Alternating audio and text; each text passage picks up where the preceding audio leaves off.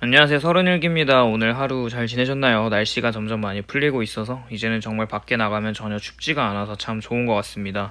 빨리 봄이 와서 기분 좋게 좋은 날 놀러가고 산책도 하고 싶어지는데요. 항상 모든 구독자님들과 이 영상을 보시는 모든 분들이 행복하시기를 바라겠습니다. 오늘 한번 이야기해볼 주제는 향후 자본주의 시장 아래에서 지속적으로 성장할 수밖에 없는 산업에 대해서 한번 이야기해보고 그것을 주도하는 기업들은 어떤 기업들이 있는지 한번 소개를 해보고 유익한 시간을 가졌으면 좋겠습니다. 오늘 소개하고자 하는 산업 섹터는 4차 산업이 아니고 전기차도 아니고 AI, 인공지능, 메타버스도 아닌 바로 헬스케어입니다.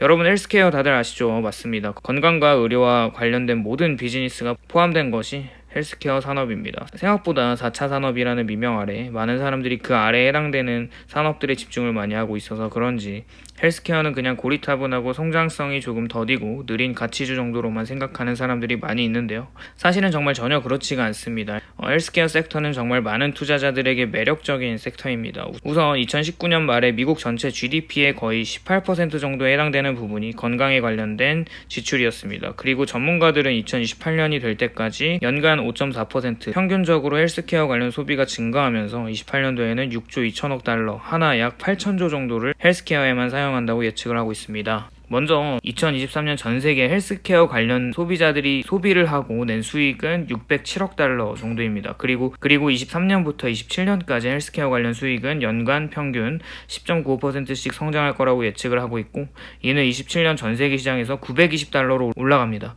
그것은 헬스케어 산업 관련 소비를 하는 인구수가 또 대략 15억 7천만 명 정도로 올라간다고 합니다. 당연히 누령 인구의 증가와 질병, 전염병 등 유행이 계속 나타날 것이기 때문에 이 수치는 23년도에는 15%의 사용자들이 19.7%까지 올라간다는 것을 의미하기도 합니다. 그것도 그럴 법한 게 우선 의료산업이 발전할 수밖에 없는 판이 시간이 지나면 지날수록 깔아지고 있는 것인데요. 우선 전세계 특히 선진국에서 1946년과 1964년에 태어난 사람들을 베이비붐 세대라고 합니다. 미국 역사상 가장 큰 세대 그룹인 베이비붐 세대는 대략 7,600만 명 정도라고 하는데요. 이 사람들이 현재 경제에 상당한 영향을 계속 미치고 앞으로도 계속 영향을 미치게 할 수밖에 없겠죠. 그러면서 2027년에는 미국 역사상 처음으로 노인 인구가 18세 미만 인구를 넘어설 것이라고 예상된다고 합니다. 이 사람들이 나이가 들면 들수록 소비의 타겟은 건강관리에 집중될 수밖에 없겠죠. 그리고 지속적인 만성질환을 가지고 오래 사는 사람들이 점점 많아지고 있습니다. 여러 가지 질병, 특히 비만과 당뇨병, 전염병들은 제약회사들이 돈을 엄청나게 벌어주게 해주고 있죠. 특히 이번 코로나 때도 백신을 만들었던 화이자, 모더나, 얀센의 존슨앤존슨 등 헬스케어 산업은 점점 파이가 커질 수밖에 없다는 것이죠. 물론 리스크도 존재하긴 합니다. 예를 들어 의료보험 정책이 나타났을 때 의료 관련 서비스에 대한 비용을 제한시키는 정책들의 등장은 리스크로 작용할 수 있긴 합니다. 그리고 미국의 헬스케어 섹터는 지난 경제 성장보다 훨씬 더 빠르게 성장하고 있는데요. 앞서 말했듯이 만성질환과 질병 치료 관리 기술들이 계속해서 성장하고 있고 앞으로 고령화 등으로 인한 진보된 기술 성장은 이 산업을 더 빠르게 성장시키고 있다고 합니다. 당연히 이로 인한 헬스케어 소비는 강력하고 지속 가능한 성장을 보여줄 수밖에 없겠죠. 헬스케어는 종류별로 나누게 된다면 4가지로 나누어집니다. 제약, 의료기기, 의료보험, 의료 서비스 제공 이렇게 4가지로 분류가 되는데요. 첫 번째 제약은 다들 아시다시피 질병과 전염병들을 예방하고 치료를 위해 사용되는 약을 제조하고 개발하는 회사들을 제약회사라고 합니다. 두 번째로 의료기기 산업은 제약회사에 포함되어 있는 부분이기도 한데요. 의료 관련 연구와 개발 과정을 하고 의료기기들 그리고 의료 테스트를 하는 기기를 만들고 디자인하는 회사라고 보시면 됩니다. 세 번째는 의료보험 관련 부분인데요. 이 헬스케어 산업은 직원들이나 고용주들 그리고 개인 소비자들의 건강관리, 비용을 관리하기 위해 의료보험을 계획해주는 것을 제공하는 회사들입니다. 그리고 또한 약제 가격 협상 및 보험 등을 결정하는 과정에서 제약사에게 리베이트를 받고 이를 이용해 고객의 의료비용을 낮춰주는 PBM이라고 하는 Pharmacy Benefits Managers, 즉 보험 제약 관리 기업들도 포함이 됩니다. 마지막으로 4번째는 의료 서비스를 제공해주는 산업인데 이것은 병원 운영자들 그리고 콜 헬스케어 회사들, 헬스케어를 제공하는 회사들이 포함되어 있습니다. 그렇다면 헬스케어 섹터 산업을 주도하는 회사들을 한번 소개해볼까 하는데요. 첫 번째는 유나이티드 헬스 그룹입니다. 유나이티드 헬스 그룹은 시가총액이 4,410억 달러이고 5년 연평균 성장률이 16.4%씩 성장을 하고 있습니다. 그리고 10년 연평균 성장률은 24.6%로 정말 대단한 회사입니다. 이 회사는 미국 주식시장에서 건강보험회사로 공식적으로 가장 크게 거래되어지고 있는 회사입니다. 이 회사의 네트워크를 통해 미국 3대 회사인 업텀을 소유하고 있을 뿐만 아니라 엄청난 양의 건강보험 관련 플랜들을 제공하는 회사입니다. 유나이티드 헬스는 1977년도에 설립이 되었고 지속적인 주주환원 정책과 배당금을 지급하고 있는 회사이기도 합니다. 두 번째는 다들 잘 아시는 존슨앤존슨입니다. 존슨앤존슨의 시가총액은 4,300억 달러입니다. 5년 연평균 성장이 6.1%, 10년간 연평균 성장이 10.4%로 엄청난 회사이기도 합니다. 존슨앤존슨은 큐팁스 같은 면봉이나 베이비 파우더보다 훨씬 더 많은 필수 소비재에 해당하는 제품들을 제공을 하고 있죠. 코로나 때는 한 번만 맞아도 되는 얀센 백신을 훌륭하게 만들어서 지급하였고 현재까지도 이용 가능한 제품이기도 합니다. 존슨앤존슨은 1886년에 설립된 회사로 100년이 넘은 회사이기도 합니다. 그리고 이 회사는 전 세계 60개 나라의 지사들이 있고 13만 명의 직원들이 있는 엄청 거대한 기업이기도 하죠. 세 번째 회사는 일리앤컴퍼니입니다. 시가총액은 3,220억 달러이고 5년과 10년 연평균 성장률은 33.6% 그리고 20.7%로 엄청난 성장을 하고 있는 기업입니다. 이 회사는 인디아나주에 있으며 18개의 국가에 34,000명 이상의 직원들을 가지고 있고 120개 국가의 제품들을 판매하고 있습니다. 이 회사는 1876년에 콜로닐 일리 릴리에 의해 설립이 되었다고 합니다. 네 번째는 노브 노르디스크 AS 회사입니다. 이 회사의 시가총액은 3,080억 달러이고 5년, 10년 연평균 성장은 각각 22.3%와 14.1%입니다. 우선 덴마크 박스베어드에 본사가 있는 회사이고요. 현재 노바는 45,000명 이상의 직원들을 고용하고 160개가 넘는 국가의 제품들을 판매하고 있습니다. 다섯 번째는 머크입니다. 머크의 시가총액은 2,610억 달러이고 5년, 10년 연평균 성장률이 각각 14.9%와 11.7%입니다. 머크의 역사는 1668년까지 거슬러 올라가야 합니다. 독일의 머크의 가족에 의해서 이 회사는 처음 시작이 되었고 1891년에 독일 회사의 지사로 미국인에 의해 머크라는 회사로 시작이 되었다고 합니다. 머크는 1차 세계대전 동안 국영화가 되었다가 1917년에 독일 회사로 다시 바뀌었습니다. 그런데 1919년에는 다시 미국의 골드만삭스와 레만 브라더스의 도움으로 머크 가족의 멤버인 조지 머크에 의해 350만 달러의 경매로 다시 되팔려졌다고 합니다. 여섯 번째 회사는 화이자인데요. 현재 시가총액은 2,470억 달러 이고 5년 10년 연평균 성장률이 각각 7%와 7.8%입니다.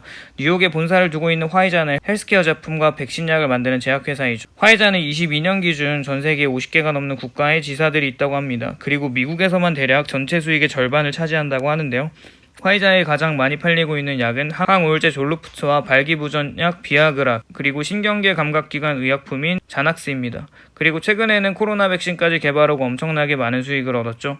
일곱 번째는 로슈입니다. 로슈의 시가총액은 2,440억 달러이고 5년 10년 연평균 성장이 각각 7.2%와 5.5%입니다. 로슈홀딩은 스위스의 다국적 기업으로 두 가지 분야인 제약과 의료진단 두 분야로 운영을 하고 있습니다. 이 회사는 화학 반응에 이용되는 약품인 리에전츠와 암과 우울증을 치료할 수 있는 약을 제공하고 있다고 합니다. 로슈는 이미 페니실린이 발견되기 30년 전보다 더 전인 1896년에 설립된 탄탄한 회사이고 오래된 전통회사이기도 합니다. 여덟 번째는 서머피셔 사이언티픽입니다. 서머피셔의 시가총액은 2,300억 달러이고 5년 10년 연평균 성장률은 각각 22.2%, 23.1%입니다. 이 회사는 일회사용으로 소모되는 일회성 약과 앞서 말한 화학 반응에 이용하는 약품뿐만 아니라 의료 연구 개발에 사용되는 소프트웨어와 기구들 그리고 장비들을 만들어주는 회사입니다. 서머피셔는 우선 코로나 전염병의 수혜를 받은 회사이기도 합니다. 이 회사는 오미크론 변종을 잡아내는 테스트를 이미 제공하면서 FDA의 승인을 받은 변이들을 잡아낼 수 있는 능력을 인정받은 소프트웨어를 가진 회사이기도 합니다.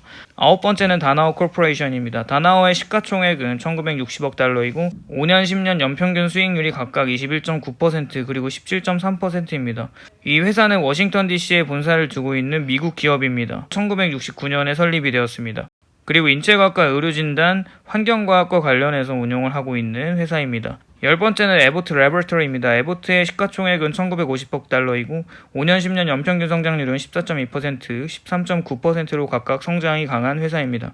이 회사는 1888년에 설립이 되었고요. 시카고 외곽 지역에 본사가 있습니다. 이 회사는 의료 테스트를 포함한 각종 의료기기 약을 개발하는 큰 회사이기도 합니다. 가장 유명한 약으로 영양제인 페디아슈어나 어린이 장염약 페디얼라이트, 분유인 시밀락 등 지속적으로 판매가 되고 있는 제품들이 많이 있습니다. 이렇게 헬스케어 섹터가 정말 많이 있죠. 그런데 저는 개인적으로 이렇게 많은 주식들을 개별주로 투자를 하기보다는 ETF로 모아가는 것을 추천합니다. 물론 S&P 인덱스나 좋은 인덱스 펀드 안에 헬스케어 섹터가 상당히 많은 포션을 차지하면서 모아갈 수 있지만 헬스케어 섹터만 따로 모아가고 싶다는 분들을 위해서 추천할 만한 헬스케어 ETF를 소개해볼까 합니다. 그것은 바로 XLV ETF인데요. 엑셀V는 스테이트 스트리트 글로벌 어드바이저에서 운영하고 있는 전체 헬스케어 섹터를 추종하고 있는 가장 규모가 큰 헬스케어 섹터 ETF입니다. 총 운용 규모는 390억 달러 정도이고 한화 50조 정도로 규모가 엄청 크죠. SC의 운용 규모가 470억 달러 정도이며 엑셀V는 헬스케어 섹터만 추종하는데도 거의 SC만큼의 규모로 운용이 되고 있습니다. 엑셀V의 현재 주가는 29.11달러이고요. 현재 시가 배당률은 1.54%이고 분기별 배당 지급과 운용 수수료는 0.1% 정도입니다.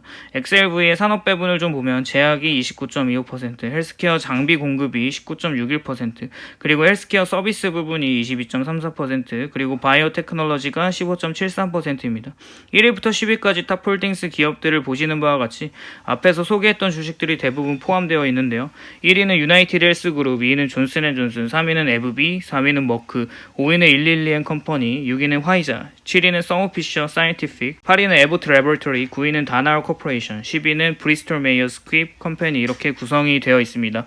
이렇게 헬스케어 산업은 점점 커질 수밖에 없는 현실이고 시간이 지나면서 점점 더 많은 글로벌 자금들이 헬스케어 산업 섹터 회사들을 홀딩할 수밖에 없는 것이 현실입니다. 높은 프리미엄을 받고 있는 기술주 중심의 섹터도 좋지만 이렇게 가치주 기반의 필수 소비재이기도 하고 앞으로 성장 동력을 가진 산업도 많은 관심을 가져볼 만하다는 생각을 합니다. 오늘도 영상이 도움이 되셨나요? 도움이 되셨다면 좋아요와 구독을 부탁합니다.